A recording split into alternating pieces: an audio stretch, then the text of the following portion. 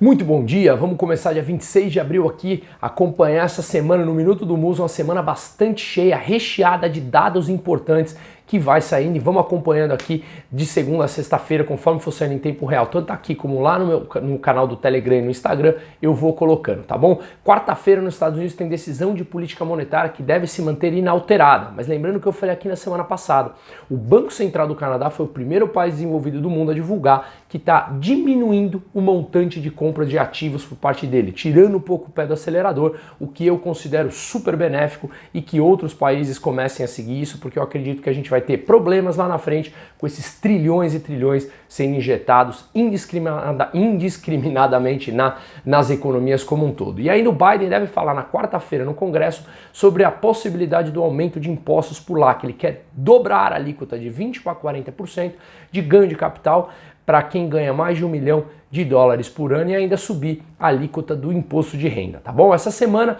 no S&P 500, o principal índice das principais empresas americanas, divulga 1/3 das empresas divulgam seus balanços. Hoje, no fim do dia, tem a Tesla, tá bom? E o que eu falei dos dados importantes na semana passada dos PMIs europeus, que vieram todos muito fortes, aqueles dados que acima de 50 é expansão, os industriais subiram todos os países para acima de 50 e os de serviços, os principais países, e os de serviço acima de 60. Então, veio muito forte esses dados e fortaleceu o euro frente ao dólar, que voltou para casa dos 1,21. E no Japão tem decisão de política monetária também nessa madrugada, deve manter os juros inalterados, mas vai acontecer algo importante lá no domingo.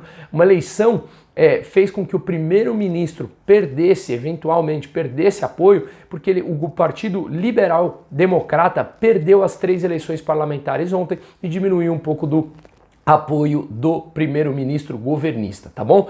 E no Brasil hoje a gente tem o Focus, projeção Focus, que mostra inflação, PIB e juros ao longo dos próximos anos, sai toda segunda-feira, eu compartilho assim que sai aqui, e tem um investimento estrangeiro direto no mês de março, uma expectativa de 7,5 bilhões, lembrando que em fevereiro entraram 9 bilhões de investimentos estrangeiros no Brasil, tá bom? E no final de semana teve um ponto importante, o presidente da Câmara, o Arthur Lira, falou que vai colocar para avançar a reforma tributária. Vai apresentar o texto inicial dia 3 de maio e o ponto focal dela é tirar impostos federais, estaduais e municipais, ou seja, IPI, PIS e COFINS como federal, o ICMS como estadual e o ISS como municipal e centralizar tudo num imposto que chama IBS, né, que tiraria os incidentes desses impostos incidentes sobre consumo e colocaria o IBS, que seria um imposto central de índice, imposto de bens e serviços, tá bom? E outro ponto importante que aconteceu no final de semana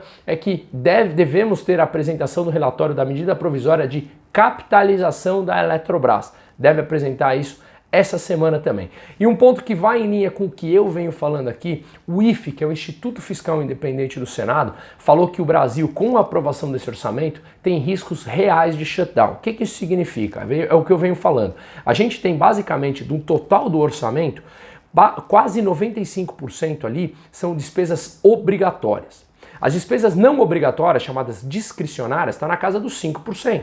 O que essa aprovação do orçamento fez foi que, para manter os gastos dos parlamentares lá nas casas dos 30 bilhões de reais, tiveram que tirar gastos discricionários, flexibilizar, poder jogar esses gastos discricionários para cobrir os gastos obrigatórios e aí fechar a conta. O que acontece é que a dívida continua subindo. O risco, mais cedo ou mais tarde, a gente vai ter que enfrentá-lo. Então é o que eu falo, a gente precisa enfrentar de cara o problema que é o Estado inchado no Brasil.